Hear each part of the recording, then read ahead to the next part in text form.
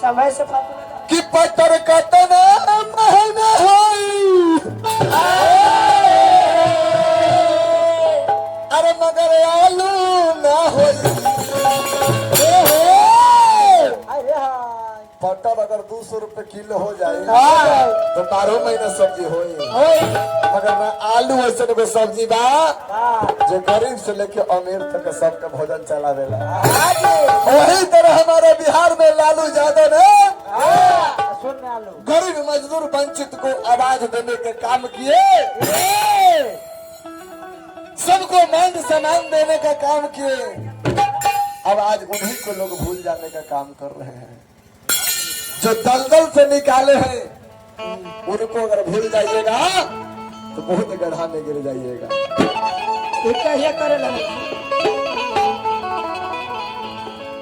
कि पत्थर कतना महंगा होई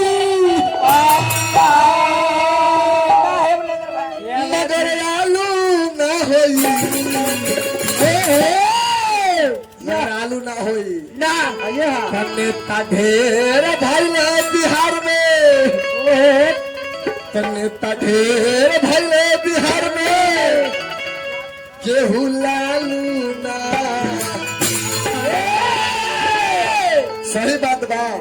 तो तने लालू जी के नाम तक ताली बजा दी न सब कोई बजाई ताली ताली। लालू जाओ जिंदाबाद जिंदाबाद जिंदाबाद लंदन छाप जिंदाबाद जिंदाबाद जिंदाबाद।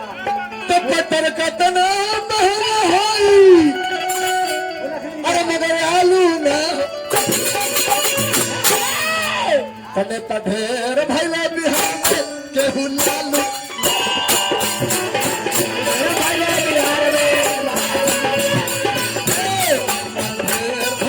बिहार में केहू लालू ना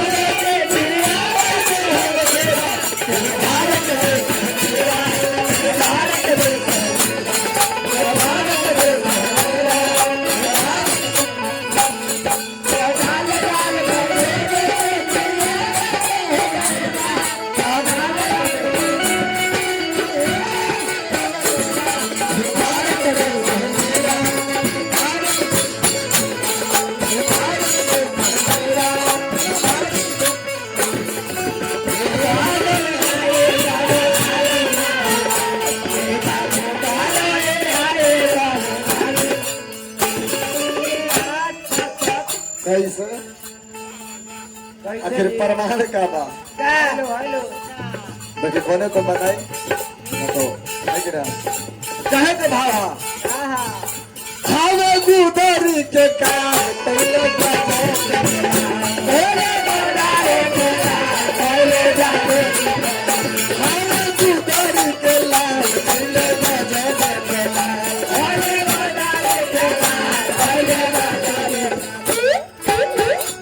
गुदरी के लाल कहले गजब कमाल आज का कहले नेता बनले के निशान डांगल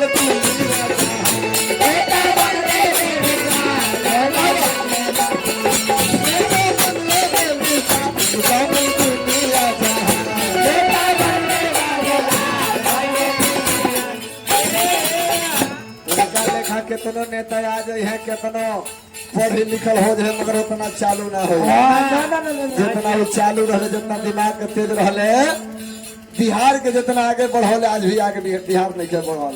लोग कहता कि डिजिटल इंडिया हो गल लोग कहता कि बिहार के विकास हो सकता विकास नहीं के विनाश हो सकता।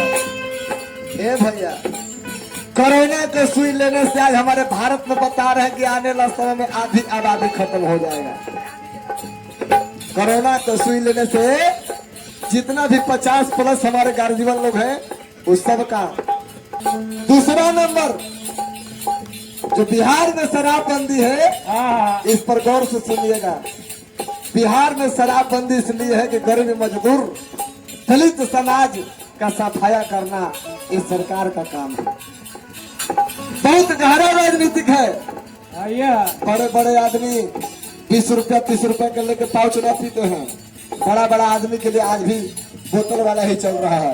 मगर पाउच कौन पीता है?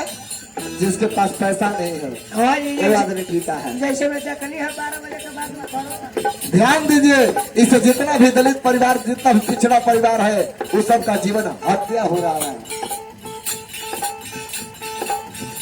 नेता है वो बेनिसार, जान ले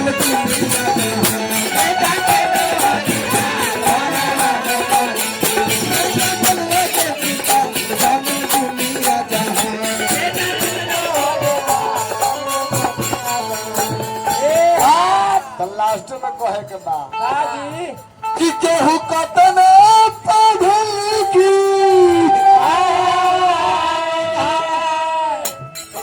जिंदाबाद। केहू कितना पढ़ल की उतना चालू ना हो। केहू कितना पढ़ी लिखी उतना चालू न हो।